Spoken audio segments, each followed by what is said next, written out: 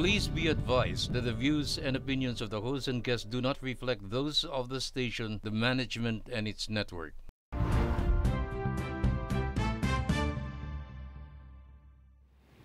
Welcome back mga kabarangay at eto na nga po ulit tayo, ang walang katapusang term extension po ng barangay officials. Nakahapon lamang po mga kabarangay ay biglang may sumabog po na balita at ito na nga po, House Speaker Martin Romualdez announced during the League of Barangay held in Pasay that he and some congressmen have filed House Bill number 10747, which is an act setting the term of barangay officials to 6 years and for other purposes. Ang House Bill 10747 ay naglalayong pahabain po ang termino ng mga barangay officials and if passed, effectively terminating the 2025 barangay and SK elections.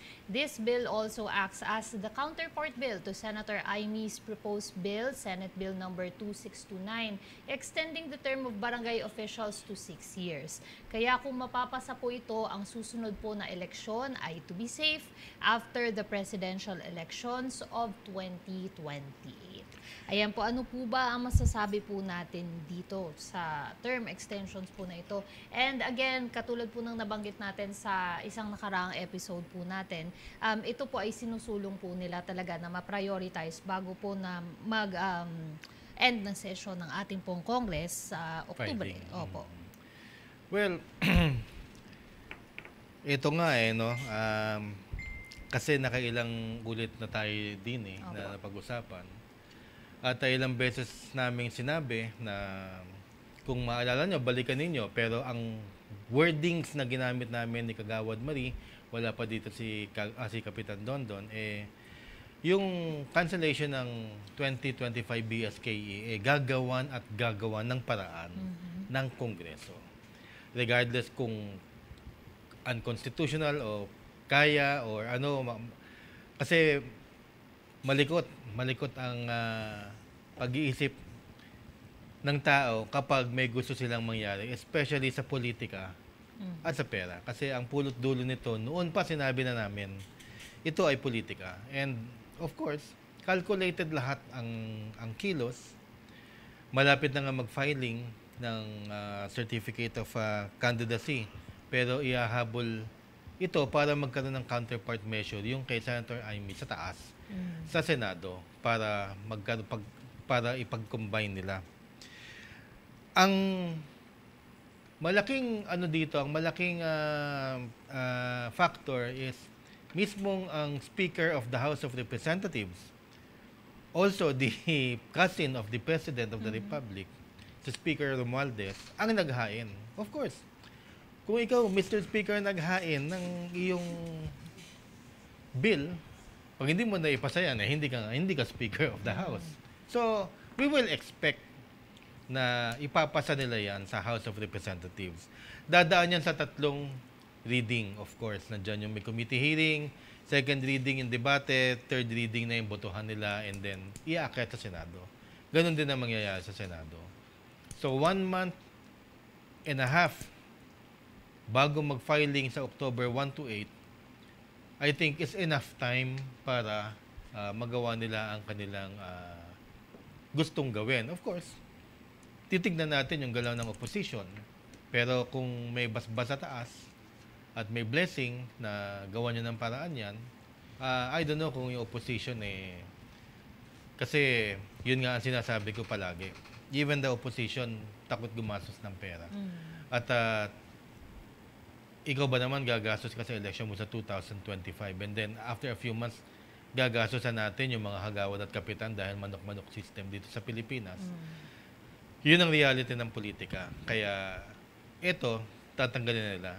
And lastly, calculated lahat yan para sa politika. Kasi pagka dating ng panahon na sa next year, pwede nilang sabihin anytime na kami nagpasa ng batas natin. At nakaupo kayo because of us. And then sa 2028, lalong-lalo na doon, na ganoon din ang sasabihin. So, utang na loob natin mga hagawad, mga kapitan, mga barangay, ang ating extension. Which is good for us, no? And good for them. Dahil advantage talaga nakaupo ngayon. Pagdating ng araw. Opo. Kayo po Kap, ano po ang masasabi po ninyo tungkol po dito? Ang ganda po ng ngiti ni Kap. Okay. Dalawang side. Side ng constituents, saka side ng mga nanunungkulan, mga kapwa ko, kapitan o kapwa nating mga public servants right now na incumbent. Okay. Siyempre, isipin mo rin yung side ng mga constituents. Paano? Ang dami kong questions. Questions na lang po ako. Hindi na ho ako opinion. Paano kung ayaw na ng mga constituents nyo doon sa nanunungkulan, tapos in-extend? Okay? Paano sila? Ang tanong. Paano naman sa mga kapitan na at barangay kagawad na ano po tawag dito, yung mga marami pang gustong gawin na kasya sa 3 years o 3 terms o kasya pa sa 1.5 taon, kung 2025, na may extend, paghihinalaan naman sila na gusto nila doon sa posisyon, pero ready naman sila sa isang election. Paano naman yun? Paano naman din yung mga constituents natin na gusto namang maging matagal yung pag-upo ng isang kapitan at kagawad, pero itinuloy yung election next year, 2025. Tapos biglang natalo yung gusto nila. Opo. Di po ba? So maraming mga question na nag-arise po dito sa proposal o sa House Bill na to, saka sa Senate Bill na yan. Providential po yan para sa akin, Kags Butch, SK May. Kung mangyayari yan, mangyayari. Kung hindi, Diyos po ang magdidikta kung ano po yung mangyayari this coming days, this coming months, and this coming years. So, kaya sira-sira po ako eh. Kaya sira-sira. But, it leaves a bad taste in the mouth kung ang makikinabang po ay yung present. Yun po. Yun lang naman ang sa akin. Siyempre, gagawa ka ng batas, ito yung dapat looking forward ka. Ito yung makinabang. Ayusin natin. Kung pangit sa tingin nyo ngayon, ayusin natin yung makinabang. Doon naman ako. Yun naman ang pang-personal ko pong opinion. Ha? Thank you, Kapitan. Ako naman, muna sa lahat, hindi naman ako kakandidato, hindi rin ako, I do not look at 2025 or 2028. Dates lang sa akin yan eh. Dadaan lang din sa buhay ko yan, not as a candidate. So, kung sasabihin na masaya ba ako para sa mga nakaupo, yes. Alam mo, umupo po tayo at na-extend din ako noon. So, masaya tayo. Second, kasalanan mo nila? Hindi, kasi binigay sa kanila yan eh. Kung matutuloy ha, hindi naman nila hiningi yan. In fact, binigay yan. Pero wag natin iisipin na binigay yan para sa inyo.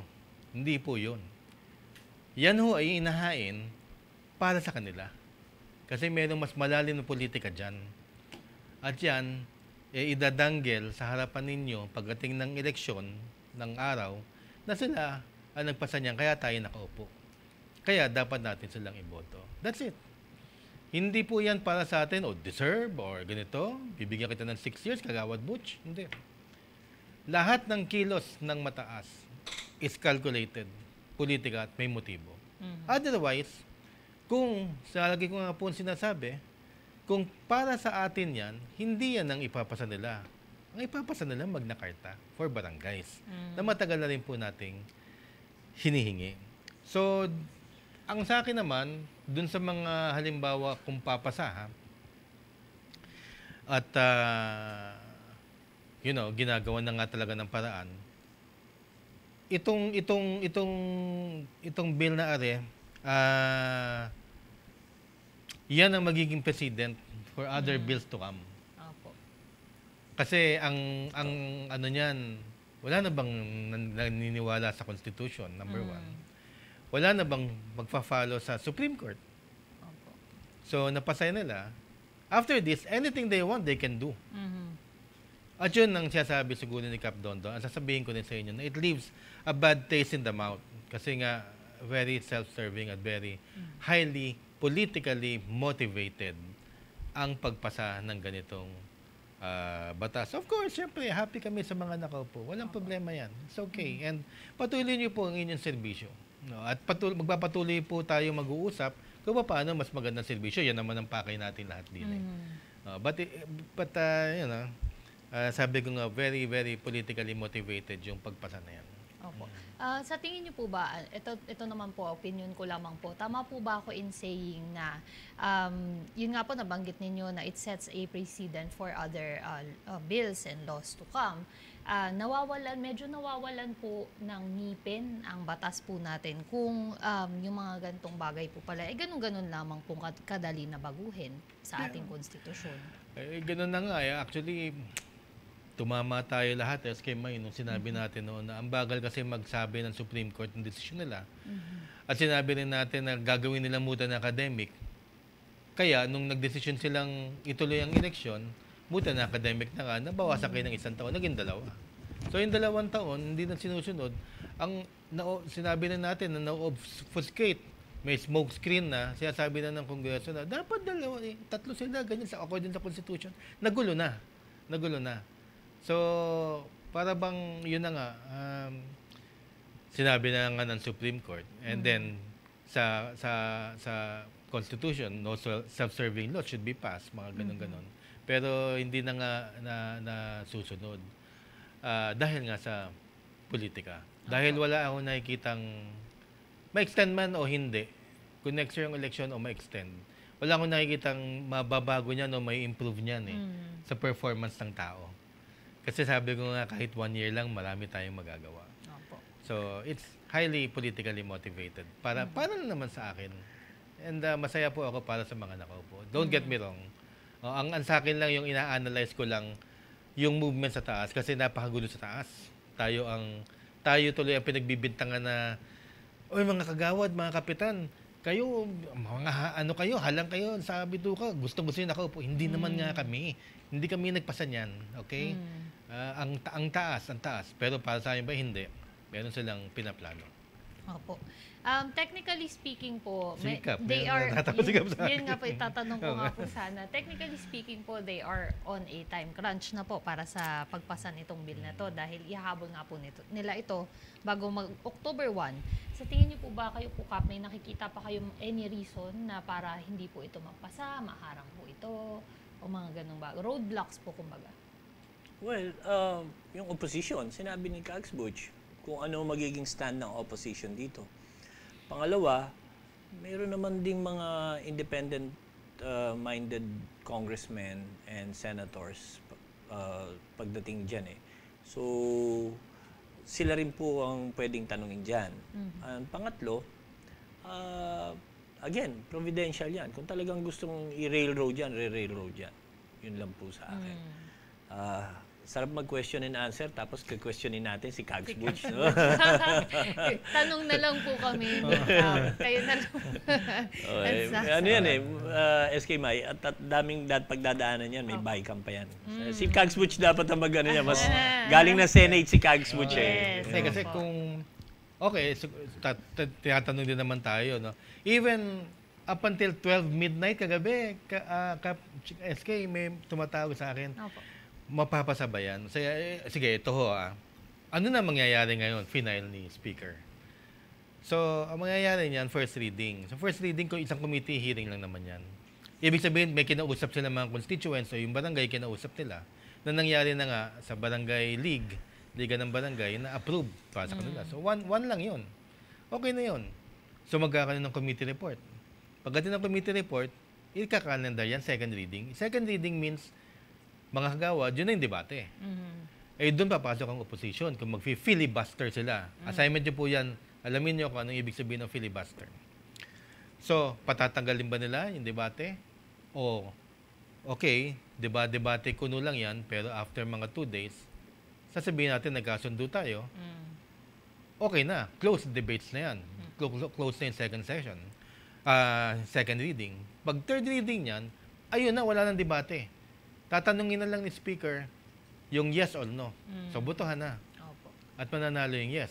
Pag nanalo yung yes, itatransmit na sa Senate.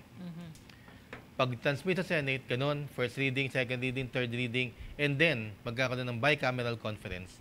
Yung mga provision, halimbawa November 29 gusto, yung next, December 2, 2029 ng election, ito naman Senate, gusto niya December 29 o kaya January or whatever, i-mesh nila yan, pag-uusapan nila yan para magkasundo sila. And then magkakaroon ng technical working groups, and then ayusin nila ang bawat provision para malinis na malinis yung bill. And then yun na, pipirmahan na, and then tatransmit sa Malacanang. And then kung may basbas nga yan, from Malacanang, pipirmahan na yan. One month and a half ngayon, October, ano ba ngayon? 16, 17? August. So, October 1, meron silang 1 month and a half para mangyari yan. Is that ample time na po, Kags Butch, sa tingin ninyo? Kasi dapat priority measure yan. Pero dahil nga ang Speaker of the House na ang nag-file, na iba yung dynamics. Para na siyang priority. Ako speaker hawak ko kayo. Hindi niya ipapasa yung bill ko. So, ma-express nga nila yan. Ma-railroad nila yan. And then sa Senate, tingnan natin kasi sina Senator Jesus Cordero, alam ko hindi re-electionist So, hindi ko alam kung anong stand nila dyan. Pero kung ang opposition sumang-ayon na rin, dahil nga sa politika, tingnan natin, mahirap kasi magsalita, pero hindi pa ho kami nagkakamali dito sa barangay tayo. Lahat ng nangyayaring arena na foresee natin, na pag-usapan natin, di ba? SK May. Lalong-lalo na yung mga fearless forecast. Yes. Akala ko nga hindi na akala ko nga mali na nung last 2 weeks Pero ito nga, sabi ko na nga, gagawa ng paraan talaga. Kags Butch, may tanong ako. Sabi ko sa inyo, ako yung magko-question. Nakakaya naman si Kap pa nagtanong. Sino sa lahat ng mga elected mula presidente, pababa, o wag ng presidente, pababa na lang po. Sino sa lahat ng mga elected ang pinakamadaling gamitin pag merong gusto na ma-achieve politically? Sino sa kanila? Sino sa lahat ng mga elected officials ang pinakamadaling gamitin pag merong gustong ma-achieve politically? Well, kung ako ang presidente, I would ask my allies in Congress para mapasa ko yung dapat kong ipasa programa. Pero I don't think I could use a specific position or anyone para makuha ko yung political ko. Kasi hindi mo pwedeng sabihing vice president, independent yan minsan. Opo. Hindi mo pwedeng senado. Senado kasi may reputasyon yan na hindi lumilihis yan Opo. minsan. Okay, sige, baba ka pa. Kongreso. Baba ka pa. Yung Congress naman, siyempre may self-serving din sila. Gusto nila may ma-achieve politically.